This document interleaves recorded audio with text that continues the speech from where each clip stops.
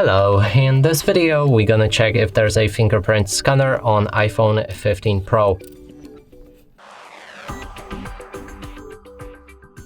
To do this, let's open our settings, and right here in the search we can try to find the fingerprint or anything related to it.